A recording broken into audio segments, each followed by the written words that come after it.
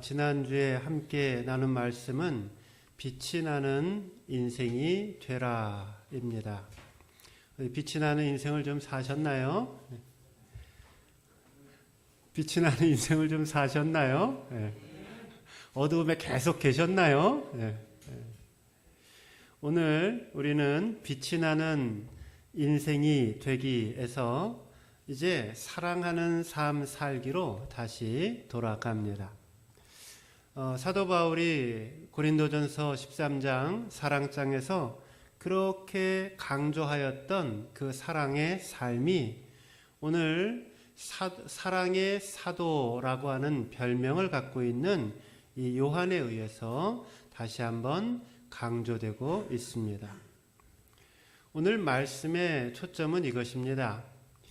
빛이 나는 인생이 되는 삶을 사는 것, 이것과 사랑이 충만한 삶을 사는 것, 이 두 가지는 서로 어떤 관계가 있는가입니다. 어떤 관계가 있을까요?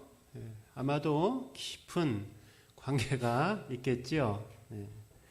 바라기는 오늘 저와 여러분의 삶 속에 이 주님의 사랑이 풍성하게 흘러넘쳐서 오늘 저와 여러분 모두가 빛의 사도가 되시고 또한 사랑의 사도가 되는 역사가 일어나기를 주님의 이름으로 축원드립니다. 빛이 나는 인생은 사랑입니다. 첫 번째로 우리가 함께 나눌 은혜의 말씀은 성경의 모든 계명은 사랑하라라는 말씀으로 요약된다입니다. 한번 따라해 보세요. 사랑하는 삶을 살아 하나님의 계명을 이루자. 이제 7절 말씀을 함께 읽습니다. 7절 같이 읽습니다. 시작. 사랑하는 자들아, 내가 새 계명을 너희에게 쓰는 것이 아니라 너희가 처음부터 가진 옛 계명이니 이 옛 계명은 너희가 들은 바 말씀이거니와. 사도 요한의 말입니다. 내가 지금 너희들한테 무슨 새로운 계명을 쓰고 있는 것이 아니다. 너희가 옛날부터 들어왔던 구약시대 때로부터 들어왔던 그 옛 계명에 대해서 말하고 있는 것이다. 너희는 구약의 시대로부터 내려온 그 하나님의 계명들이 도대체 무엇을 말하고 있다라고 생각하느냐 묻습니다. 하나님께서는 구약시대로부터 많은 계명들을 그의 하나님의 백성들에게 주셨는데 그 계명들을 모두 요약하게 되면 그러면 사랑이다라고 선언을 합니다. 예수님께서도 이 구약의 계명들을 요약하여서 말씀하신 적이 있습니다. 한 율법사가 시험하여서 예수님께 묻습니다. 어떤 율법이 그 수많은 율법 중에 어떤 율법이 가장 큰 계명입니까? 묻지요. 예수님이 대답합니다. 첫째는 내 마음을 다하고 목숨을 다하고 뜻을 다하여 주 너희 하나님을 사랑하라 라는 이것과 둘째는 이와 같으니 내 이웃을 내 몸처럼 사랑하라 라고 말씀하십니다. 이거는 주님의 말씀이지만 이것은 주님의 말씀이기 이전에 구약 성경에 기록된 그 말씀을 그대로 인용하여 하신 말씀입니다. 신명기 6장 5절에 보면 너는 마음을 다하고 성품을 다하고 힘을 다하여 내 하나님 여호와를 사랑하라 라는 말씀이 있습니다.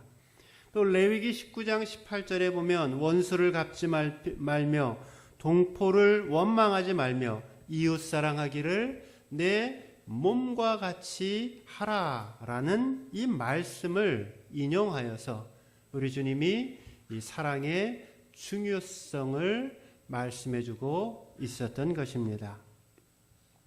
구약의 시대로부터 오늘날에 이르기까지, 신약시대도 말할 것도 없고 오늘에 이르기까지 이 사랑이라고 하는 이 개념은 신앙 전체, 성경 전체를 아우르는 가장 중심 계명입니다.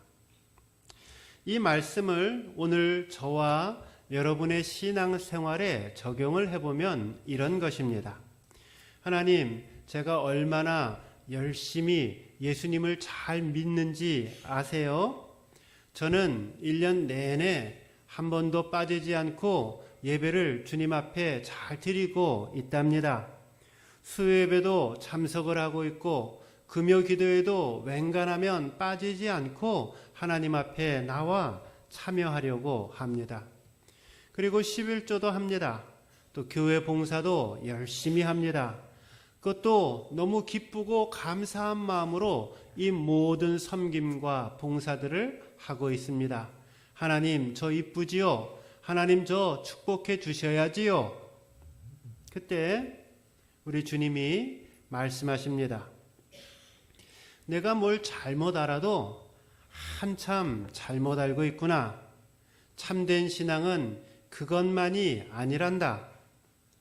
내가 정말 십자가 예수 그리스도의 그 십자가 사랑의 마음을 가지고 사람들을 만나고 있느냐? 내 안에 충만한 사랑이 없다라고 하면, 그리고 그 사랑이 내 심령 속에서 마르지 않고 흘러나오지 않고 그것이 흘러 넘치지 않는다라면, 그러면 헛수고다라고 말씀하십니다. 잘못 믿고 있는 것이다 선언하시는 겁니다. 오늘 읽은 이 7절 말씀에서 우리가 특별히 주목해 볼 말씀은 계명이라고 하는 단어입니다. 사랑은 계명이다라는 것이죠. 계명이 뭐지요? 계명이라는 말 속에는 구속력이 있는 것입니다. 즉, 이 계명이라고 하는 말은 우리가 해도 되고 안 해도 되는 그런 선택적 사항이 아니라 내가 하나님의 백성이라고 너 스스로를 그렇게 생각하고 있다라면 반드시 행해야 하는 그 당위성을 내포하고 있습니다. 즉, 사랑하라 라고 하는 이 말은 권면이 아니라는 겁니다. 저와 여러분이 반드시 지켜야만 할 하나님의 계명이라는 겁니다. 기억하십시오. 사랑의 삶은 신앙 좋은 사람들만 지키는 어떤 고귀한 신앙의 덕목이 아닙니다. 모든 그리스도인들에게 선언하시고 명령하신 하나님의 계명입니다. 또 사랑은 내가 기분이 좋고 컨디션이 좋을 때 하는 것이 아니라 언제나 내가 힘들고 내가 어렵고 내 조건이 좋지 않은 상황에 있을 때라도 끝까지 사랑할 것을 우리에게 요청합니다. 내 마음에 좋은 사람들, 오래된 지인들만 품고 그들을 사랑하는 것이 아니라 하나님께서 나에게 만나게 해주신 그 모든 사람들을 마음으로 품고 예수 그리스도의 십자가의 사랑으로 품고 그들을 사랑해야 한다라고 명령하십니다. 이게 계명이라는 말의 뜻입니다. 주님은 지금 이 시간에도 내 인생 속에 새로운 사랑의 새 계명을 써내려가기를 원하십니다. 내 안에서 사랑의 계명이 싹이 나고 그것이 자라가서 큰 나무가 되기를 원합니다. 바라기는 오늘 내 삶 속에 예수 그리스도 이 십자가의 사랑이 내 심령 속에 차고 흘러넘쳐서 그리스도의 온전한 사랑의 법을 이루어가는 저와 여러분 되시기를 주님의 이름으로 축원드립니다. 빛이 나는 인생은 사랑이다.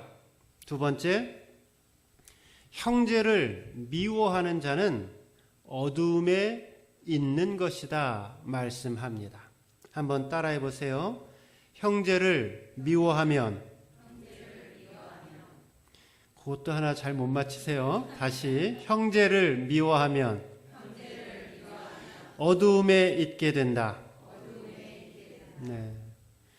형제를 미워하면 그냥 미움으로 끝나는 것이 아니라 내 삶이, 내 영혼이 어두움 가운데 있게 된다 말씀합니다. 8절과 9절 말씀입니다. 다 같이 읽겠습니다. 여러분들이 읽어주세요. 시작.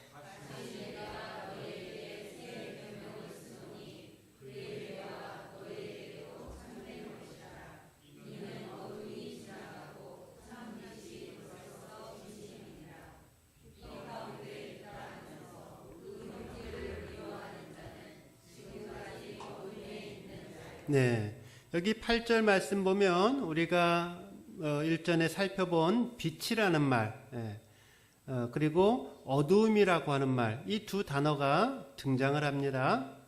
여지껏 저와 함께 하나님 말씀 상고했던 것들을 한번 잠깐 요약해 봅니다. 기억해 보세요. 예수 그리스도를 믿는다라고 하는 것은 참된 생명을 참된 생명, 영원한 생명, 참된 행복을 누리는 것과 같은 말이다 말씀을 드렸어요. 그리고 참된 생명이 있다라고 하는 것은, 내 인생이 참된 행복을 누린다라고 하는 것은 나는 예수님 믿어서 끝났어요, 그게 아니라 내 삶 속에 그 믿음의 행위들이 날 때에 그것이 참된 믿음이다. 또 우리가 함께 나누었습니다. 어떻게 내 인생이 빛이 나는 삶을 살 수 있을까? 그것은 내가 하나님의 계명을 얼마나 철저하게 무겁게 받아들이고 그 하나님의 말씀을 지키고자 노력하는가, 여기에 달려있다라는 말씀도 나누었습니다. 또 반면에 하나님의 말씀, 하나님의 계명을 지키지 않는다라고 하면 거짓말, 너 믿음이 있다, 나는 말한다고 하더라도 그것은 거짓말하는 것이고 참된 진리가 그 안에 없다라는 말씀도 나누었습니다. 때로 우리 육신이 연약하여서 잘 살려고 노력하고 믿음대로 살려고 노력하지만 혹 넘어지게 되어질 때, 그때 다시 영원하신 그 주님의 사랑, 십자가 사랑 앞으로 나아가서 하나님께서 얼마나 죄를 미워하시는지를 기억하고 주님 앞에 통회하고 자복하면서 죄의 용서를 받고 다시 새 삶을 사는 것, 이것이 신앙이다 말씀을 나누었습니다. 이제 오늘 본문에서 사도 요한은 하나님의 계명을 지킨다라고 하는 이 말과 형제를 사랑하는 것, 이 두 가지는 어떤 관계를 맺고 있는가 설명합니다. 하나님의 계명을 지키는 것과 형제를 사랑하는 것, 이것은 어떤 관계가 있을까요? 하나님의 계명을 지키는 것이 무엇이냐? 그것은 오늘 사도 요한은 무엇이라고 말씀하냐면은 그것은 형제를 사랑하는 것이다 라고 선포합니다. 한번 따라해 보세요.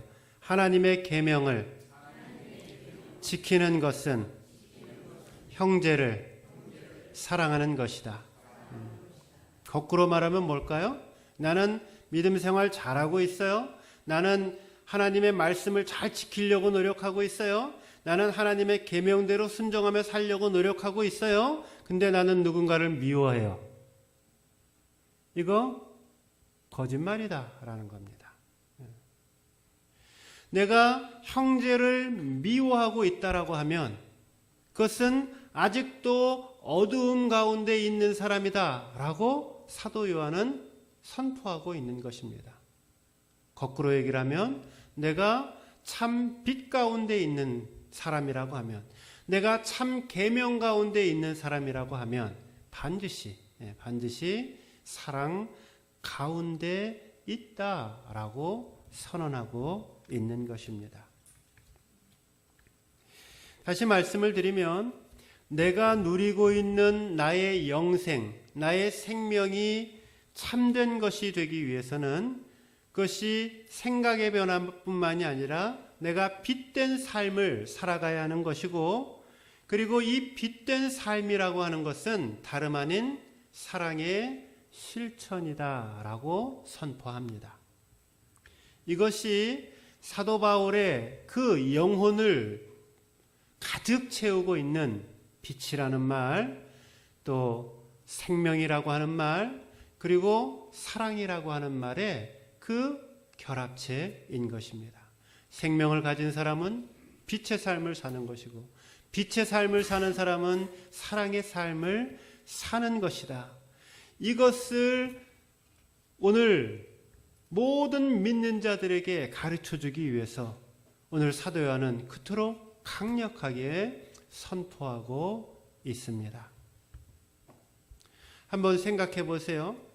오늘 우리 구원받았다라고 고백하고 있는 오늘 현대 그리스도인의 신자들의 삶과 이 사도 요한이 보여주고 있는 영적 세계가 얼마나 다른지 한번 생각해 보세요. 현대의 그리스도인들은 생각을 합니다. 하나님의 생명, 하나님의 영생, 하나님의 구원은 예수를 믿는 믿음으로 주어진다라고 생각을 합니다. 그렇게 믿지요. 믿으면은 구원을 받고 예수 그리스도를 영접하면 그러면 영생을 얻기 때문에 내가 오늘 살아가는 내 매일의 삶은 빛이 좀 나지 않아도, 나면 좋겠지만 빛이 좀 나지 않아도 내 생명에는, 내 영생에는 아무 문제가 없어 라고 생각을 합니다. 생명의 빛이 흘러나는 것, 이것은 참 좋은 일이기는 하지만은 나와 같은 보통의 그리스도인들은 할 수 없는 어떤 고귀한 신앙적인 산물이라고 생각합니다. 또한 형제를 향한 사랑은 할 수만 있다라면 좋은 신앙의 덕목이지만 내 마음속에 상대방을 향한, 타인을 향한 미움의 마음을 벗어버리지 못하고 상대방에 향한 정죄의 마음을 벗어버리지 못하고 매일매일의 삶을 살아가고 있습니다.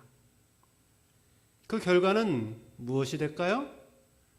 우리는 예수를 잘 믿는다라고 말하는데 그 가정이 파괴가 됩니다. 가정에 주님이 주시는 평화와 기쁨이 없습니다.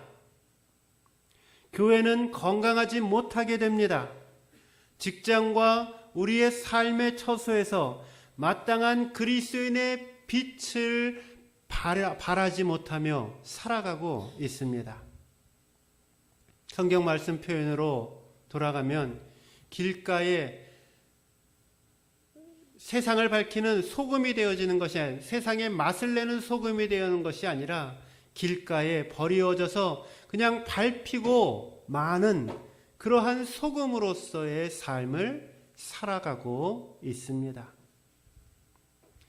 이러한 현대인들의 신앙의 모습이 오늘 성경이 말씀하고 있는 이 그리스도인의 삶과 얼마나 동떨어져 있는지 모르겠습니다. 어쩌면 이렇게도 오늘 사도 요한이 말하고 있는 그 그리스도인의 모습과, 생명이 있으면 빛된 삶을 살고 빛된 삶을 살면 사랑의 삶을 이게 어려운 말입니까? 너무나 분명한 하나님의 메시지이고 성경의 가르침입니다.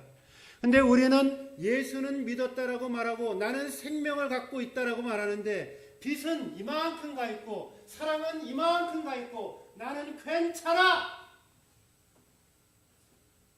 뭐가 괜찮냐라는 거예요. 뭐가 괜찮냐라는 거예요.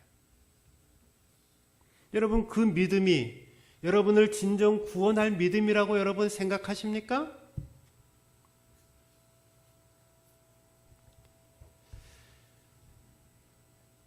오늘 하나님의 말씀을 진지하게 묵상하시고 하나님 앞에서 내 삶의 새로운 결단을 하셔야 합니다.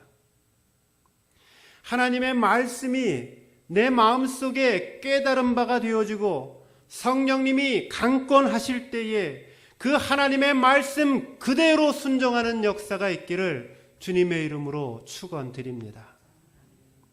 오늘 주님 주신 말씀에는 빛과 어두움을 사랑하는 삶과 미워하는 삶으로 분명하게 말씀합니다. 빛 가운데 있다라고 말하며 형제를 미워하는 자는 아니다. 너 어두움 가운데 있는 사람이다. 형제를 사랑하는 것은 우리가 빛 가운데 있다라고 하는 증거가 되는 것이고 하나님을 알고 하나님 안에 거한다라고 하는 증거가 됩니다. 빛 가운데 있다라고 말하지만 여전히 내 안에 다른 사람들에 대한 미움과 증오가 가득한 사람들은 죄송하지만 아직도 어두움에 있는 것입니다. 즉 사도 요한은 참된 믿음의 사람, 참된 믿음을 갖고 있는 사람의 실체는 반드시 빛된 삶을 사는 것이고 반드시 형제 사람을 실천하고자 노력한다라고 선포합니다. 물론 우리는 완벽하지 않습니다. 항상 언제나 백전백승할 수는 없습니다. 항상 빛의 삶을 살거나 항상 사랑하며 살 수는 없습니다. 그럼에도 불구하고 내가 혹 실수하고 내가 혹 넘어졌을 때라도 다시 주님 앞에 무릎 꿇고 일어나며 주님 내가 빛의 삶을 살기를 원합니다. 주님 내가 사랑의 삶을 살기를 원합니다. 주님 내가 다시 일어서기를 원합니다. 하나님 나를 새롭게 하여 주옵소서 주님 앞에 외치며 나아갈 때 그것이 믿음이 있는 사람이다 라는 겁니다. 그게 없어요? 그거는 믿음이 죄송하지만 없는 사람이라는 겁니다. 예수 믿는 믿음과 그 하나님의 말씀 앞에 순종하는 삶, 형제를 사랑하는 삶, 이것은 우리의 삶 속에 나뉘어진 신앙의 덕목이 아니라 하나인 것임을 알게 되는 영적인 축복이 임하시기를 바랍니다. 바라기는 예수 믿는 자로서 마땅한 예수 사랑을 실천하며 살아가는 저와 여러분 되시기를 주님의 이름으로 축원드립니다. 세 번째, 빛이 나는 인생은 사랑이다. 세 번째는 사랑하면 거리낌이 없는 인생을 살게 된다입니다. 한번 따라해 보세요. 사랑하면 거리낌이 없는 인생이 된다. 네, 이게 참 귀한 말입니다. 10절과 11절 말씀을 함께 읽습니다. 10절과 11절 같이 읽습니다. 시작.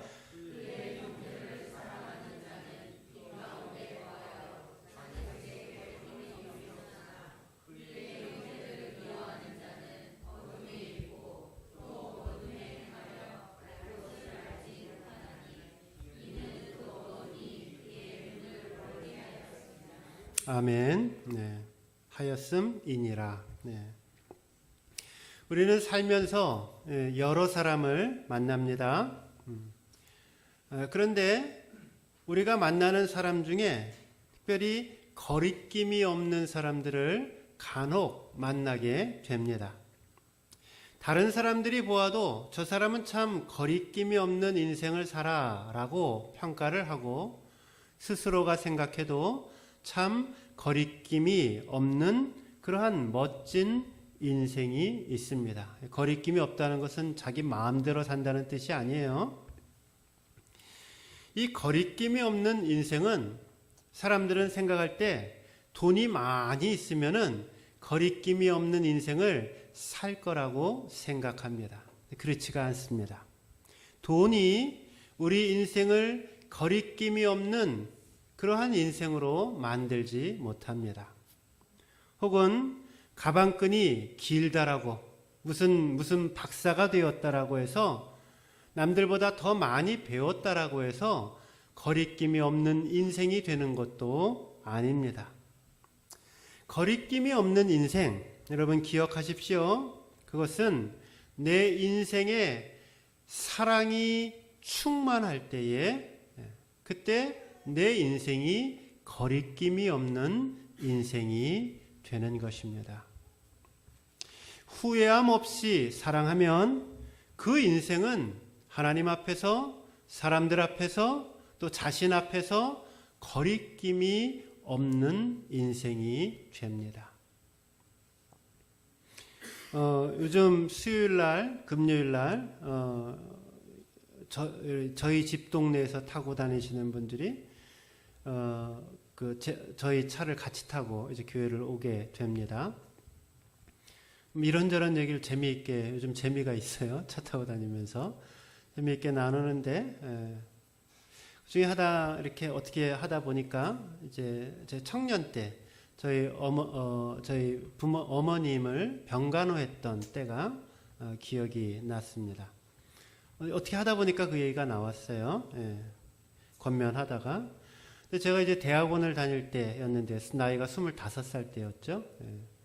그때 그 대학원 기숙사에서 기숙하면서 학교에서 밥 먹고 그리고 대학원 공부를 하고 있었습니다. 근데 마침 그때 이제 저희 어머님이 오랫동안 당뇨를 앓고 계시다가 당뇨가 심해져서 이제 병원에 입원을 하게 되셨습니다.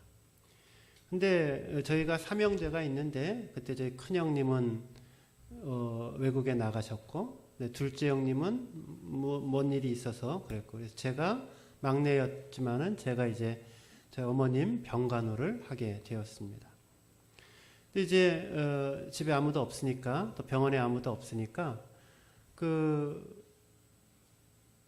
제가 기숙사를 나오고 그만두고 병원에서 한 6개월 정도를, 한 5개월 정도를 제가 생활을 하면서 같이 매일 밥을 먹고, 요즘은 간병인 제도가 있지만 옛날엔 그게 없었기 때문에, 그래서 5개월 한 반 정도를 이렇게 매일 생활을 하고 같이 돌보고, 그리고 수업이 있을 때는 학교를 다녀오고, 이렇게 잠도 거기서 자고 이렇게 했던 기억이 납니다.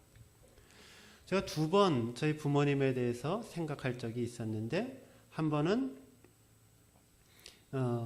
제가 유학 공부를 하기 위해서 제가 저희 아버님이랑 어머님한테 절을 하고 잘 다녀오겠다라고 이렇게 인사를 드리면서 제 마음속에 어떤 마음이 들었냐면은, 내가 지금 드리는 이 인사가 부모님께 드리는 마지막 인사가 될지도 모르겠구나, 이런 생각을 하고 이렇게 유학을 갔습니다. 그리고는 그래도 내가 어쨌든 간에 나한테 주어져 있는 시간 동안에는 내가 최선을 다해서 부모님을 섬겼다라고 하는, 못한 것 당연히 있겠죠. 그렇지만 최선을 다해서 섬겼다라고 하는 그런 마음의 거리낌이 없었습니다. 최선을 다했다라는 거죠. 내 주어진 환경 속에서. 그리고 또 아니나 다를까 그로부터 한 10년 정도 지난 후에 저희 아버님, 어머님이 다 돌아가셨죠. 그리고는 제가 그때 임종을 보지 못했고, 또 먼 외국에서 부모님을 그 삶을 또 사랑을 생각하면서 참 많이 울었다고요. 정말 한 2달 반을 울었던 것 같아요. 2달 반을. 그냥 울려고 우는 게 아니라 그냥 가만히 있어도 눈물이 나는 거예요. 또 타국에서 부모님의 죽음을 보니까 접하게 되니까, 근데 더 마음이 애달고 서러운 것이죠. 근데 그때 또 제가 가졌던 마음이, 참 내가 부모님 공부하느라고 부모님 곁에 계속 있지 못했고 또 임종도 지키지 못했고 하는 것에 대한 안타까움과 아쉬움은 있지만은 뭐는 없냐면은 마음에 거리낌은 없었어요. 왜 그랬냐면은 저는 저에게 주어져 있는 환경과 삶의 조건 속에서 제가 할 수 있는 한 최선을 다해서 부모님을 사랑하며 섬겼기 때문이다라고 저는 생각을 합니다. 여전히 제가 부족하고 잘못한 부분들 있었겠지만은 최선을 다해서 섬겼기 때문에 마음에 거리낌이 없습니다. 우리가 누군가를 후회함 없이 사랑하면 그 인생은 거리낌이 없는 인생이 된다라는 것입니다. 오늘 말씀에도 형제를 사랑하면 자신의 삶 속에 거리낌이 없게 된다라고 말씀합니다. 반면에 내 마음 속에 사랑이 없고 내 마음 속에 미움이 있고 다툼이 있고 불만이 있고 불평이 있게 되어지면 그것은 무언가가 내 인생이 거리끼는 인생이 된다라는 것입니다. 그 결과는 내 인생이 어두움 가운데 있게 되어지고 또 내 인생이 눈먼 사람처럼 된다라고 성경은 설명합니다. 그래서 눈멀어서 어떻게 돼요? 어디로 가야 될지를 잘 모르잖아요. 방향을 제대로 모르죠. 그래서 눈먼 사람처럼 되어 사랑이 없고 미움이 가득 차면은 눈먼 사람처럼 되어서 내 인생이 어디로 가야 할지를 그 갈 바를 알지 못하는 인생이 되고 만다라고 선포합니다.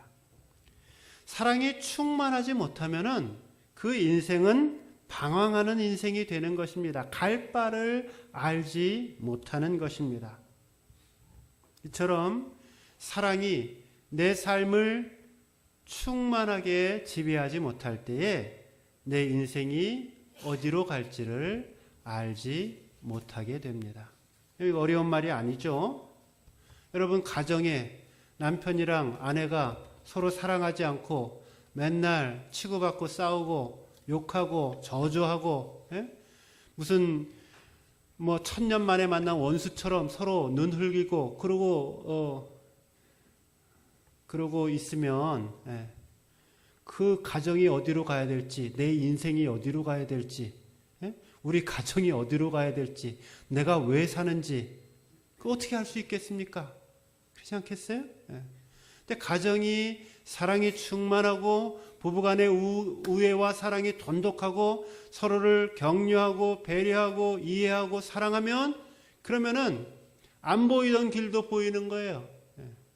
자녀들도 그 안에서 쉼을 누리고 부모의 그 사랑의 울타리 안에서, 부모의 사랑의 울타리라고 하는 것은 자녀를 향한 과도한 집착을 말하고 있는 것이 아니라 부부간에 서로 인격적으로 사랑하고 서로 배려하고 그 안에서 자녀들이 쉼을 누릴 때에, 그때에 그 자녀들이 행복한 가정을 누리고 하나님이 축복하시는 가정이 되는 것입니다. 사랑하는 성도 여러분, 기억하십시오.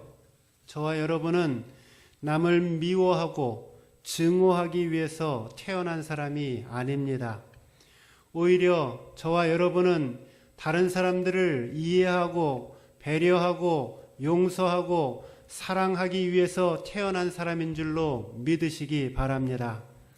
하나님이 저와 여러분을 하나님의 자녀로 삼아주신 것은 마음껏 사랑을 나누며 후회함 없이 사랑을 나누며 거리낌 없이 사랑을 나누며 살라라고 우리를 하나님 자녀 삼아 주셨습니다.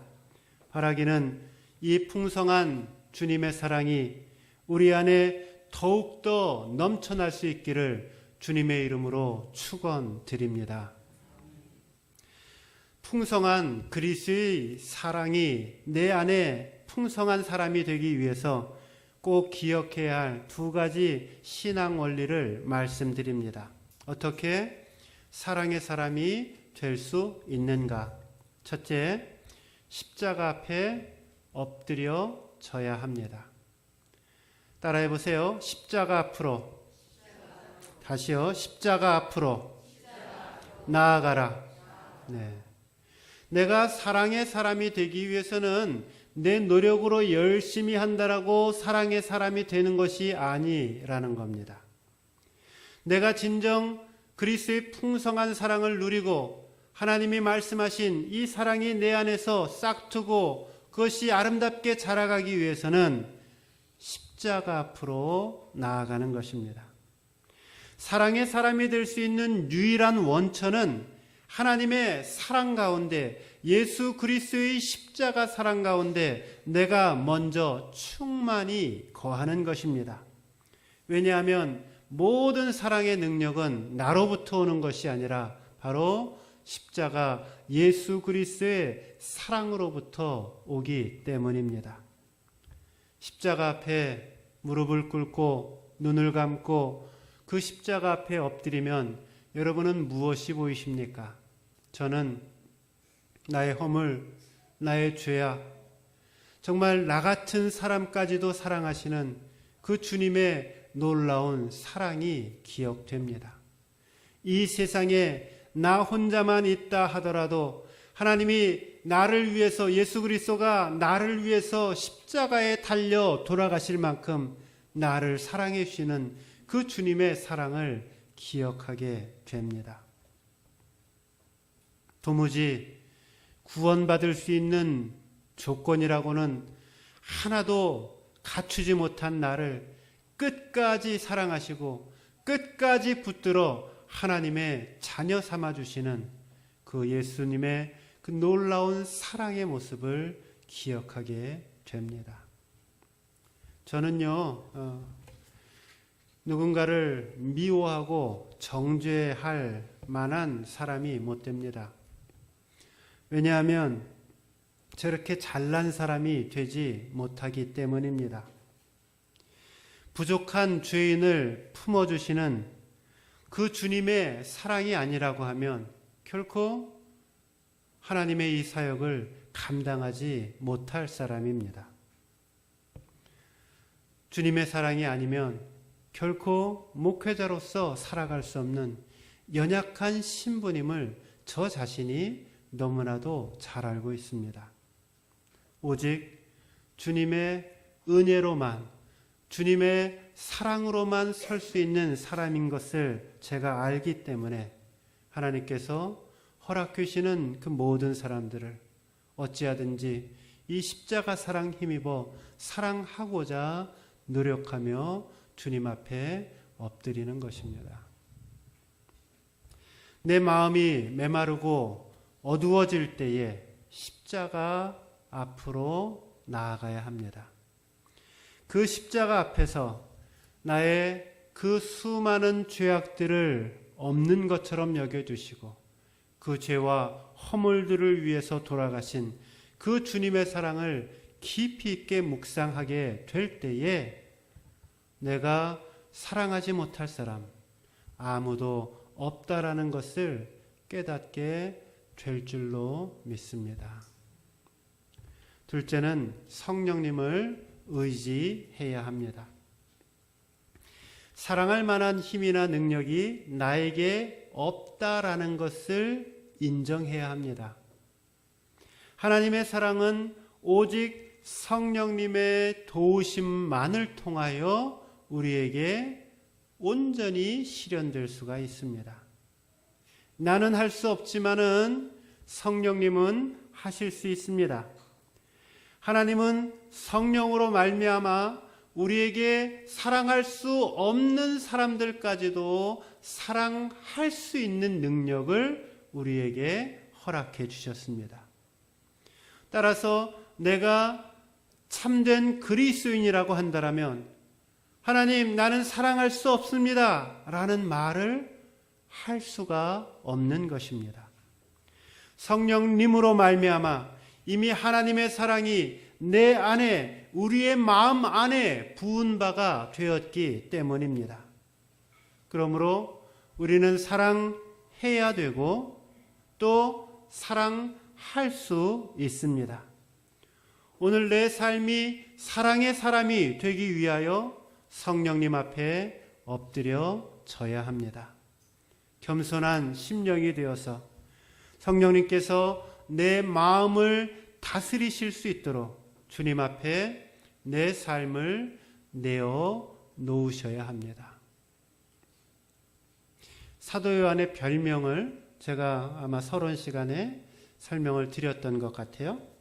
사도 요한의 별명이 뭐라 그랬죠? 네? 그거 말고 했는데 옛날 별명이 있어요. 사랑의 사도 요한인데 이거 안 했나 보다. 사도 요한의 젊었을 때의 별명이 뭐냐면은 우레의 아들입니다. Son of Thunder. 우레의 아들이라고 하는 말의 표현 속에서 이 요한이 갖고 있는 기질이 어떤지 우리는 충분히 짐작할 수 있겠죠. 좀 기분 나쁜 일 있으면은 천둥이 나오는 거예요. 번개가 번쩍번쩍 치는 거예요.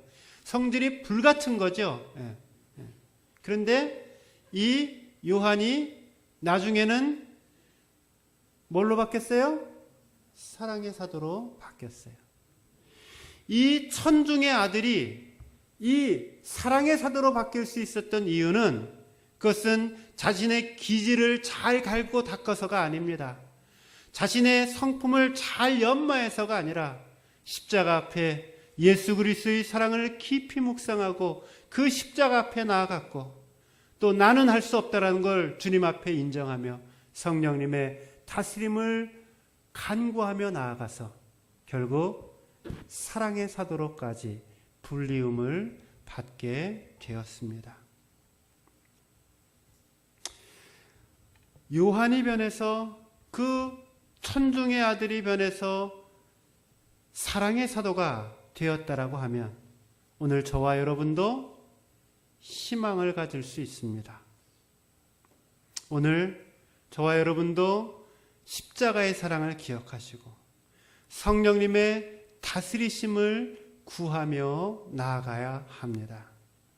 사랑하는 성도 여러분, 아직도 용서하지 못하고 사랑하지 못하는 사람이 있다라면 오늘 성령님을 의지하여서 용서할 것을 결단하십시오.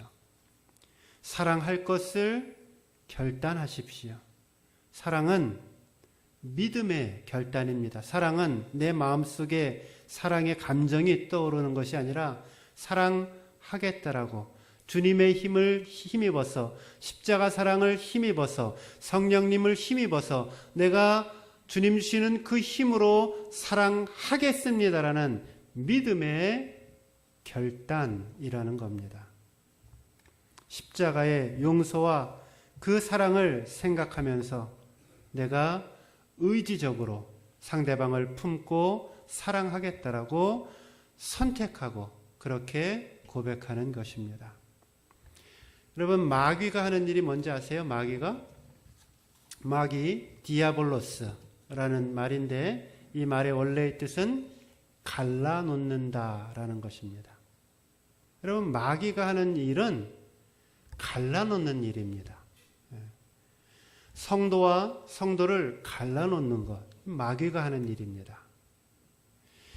남편과 아내를 갈라놓는 것, 그거 마귀가 하는 일이라는 겁니다.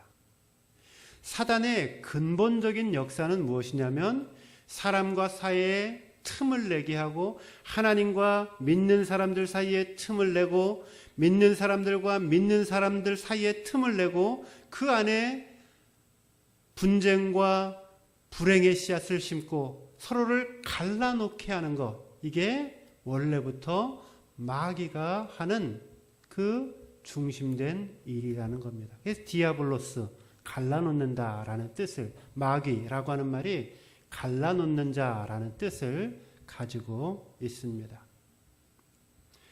하나님이 하신 일은 반면에 마귀는 갈라놓지만은 하나님이 하시는 일은 끝까지 사랑하고 끝까지 화해하고 끝까지 긍휼을 베풀고 끝까지 용서하는 일입니다.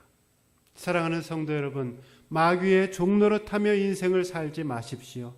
스스로 내가 하나님의 자녀이고 나는 예수 믿어요 라고 고백하고 있다라면 하나님이 나를 사랑해 주신 그 사랑만큼 내가 동일한 사랑의 마음을 가지고 하나님이 나에게 허락해 주신 그 이웃들을 향하여 끊임없이 나아갈 수 있기를 바랍니다. 저는 우리 사랑하는 성도님들이 올 한 해를 마감하면서 주님 감사합니다. 내가 하나님 말씀 받고 사랑하라는 그 주님의 명령 받고 내가 이만큼 사랑했습니다. 하나님 감사합니다. 내가 비록 부족하고 연약하지만 성령님의 도움으로 내가 거리낌 없이 내 인생을 살아왔습니다. 주님 감사합니다. 이 고백이 우리의 고백이 되기를 소망합니다. 바라기는 우리 모두가 목숨까지 희생하면서 나를 사랑해 주신 그 주님의 사랑을 본받아 진실한 사랑의 실천자가 되고 이 사랑의 역사를 우리 주님과 함께 써내려가는 저와 여러분 되시기를 주님의 이름으로 축원드립니다. 기도하겠습니다.